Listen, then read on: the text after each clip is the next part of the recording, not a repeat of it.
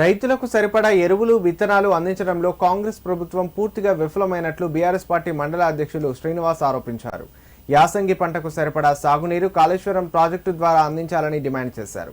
సిద్దిపేట జిల్లా చిన్నకోడూరు మండల కేంద్రంలో ఏర్పాటు చేసిన మీడియా సమావేశంలో వారు మాట్లాడారు. కాంగ్రెస్ ప్రభుత్వం కల్లబొల్లి మాటలు చెప్పడం తప్ప చేసిన అభివృద్ధి ఎక్కడా కూడా కనిపించడం లేదన్నారు.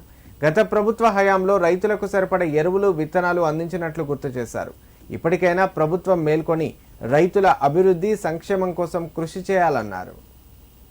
పంటకు మరి చిన్నకోడూరు మండలంలో ప్రతి సంవత్సరము మరి పెద్దల హరీష్ రావు గారు ఈ కాంగ్రెస్ ప్రభుత్వాన్ని డిమాండ్ చేస్తే తప్ప, ఉత్తరం రాస్తే తప్ప ఈ ప్రాంత రైతుల ప్రయోజనాల దృష్ట్యా వారు స్పందించి ప్రభుత్వాన్ని డిమాండ్ చేస్తే తప్ప మరి కాళేశ్వరం జలాలను రంగనాయసాగర్ ప్రాజెక్టు ద్వారా మరి సాగునీరు అందించడానికి ముందుకు రావడం లేదు. మరి ఈసారి కూడా మరి రైతులందరూ కూడా కోరుకుంటా ఉన్నారు. మరి పెద్ద ఎత్తున రైతులు ఈ మండలంలో 24,000 ఎకరాల వరకు రకరకాల పంటలు, మరి వడ్లు కానీ, ఇవాళ వరి పంట కానీ, సన్ఫ్లవర్ కానీ, పామాయిల్ కానీ, మొక్కజొన్న కానీ, కూరగాయల పంటలు కూడా పెద్ద ఎత్తున మరి సాగు చేసి ఉన్నారు.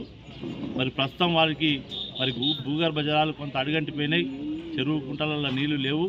మరి తక్షణమే రంగనాయసాగర్ జలాలను వెంబడే విడుదల చేసి రైతులను, ఈ ప్రాంత ప్రజలను ఆదుకోవాలని చెప్పి సందర్భంగా మేము బీఆర్ఎస్ పార్టీ పక్షాన్ని డిమాండ్ చేస్తూ ఉన్నాం. రైతు భరోసానే కానీ, అదేవిధంగా రైతు బీమానే కానీ, అదేవిధంగా రైతులకు సాగునీరే కానీ ఏది కూడా చేయకుండా కేసీఆర్ ప్రభుత్వం ఉంటే 2 పంటలకే రైతు భరోసా ఇస్తున్నాడు. మేము ప్రభుత్వంలోకి వచ్చినాక 3 పంటలకు రైతు బీమా ఇస్తామని చెప్పి మభ్యపెట్టి రైతులకు ఆశ పెట్టి ప్రభుత్వము మోసం చేసింది. దీన్ని అందరూ కూడా ప్రజలందరూ కూడా గమనించాలని చెప్పి తెలియజేస్తా ఉన్నాం. అదేవిధంగా ఈరోజు నిన్న రేవంత్ రెడ్డి ఖమ్మంలో మాట్లాడినటువంటి మాటలు ఏ విధంగా ఉన్నాయంటే, ఒక ముఠా నాయకుడు కదా మాట్లాడినట్టు మాట్లాడుతూ ఉన్నాడు.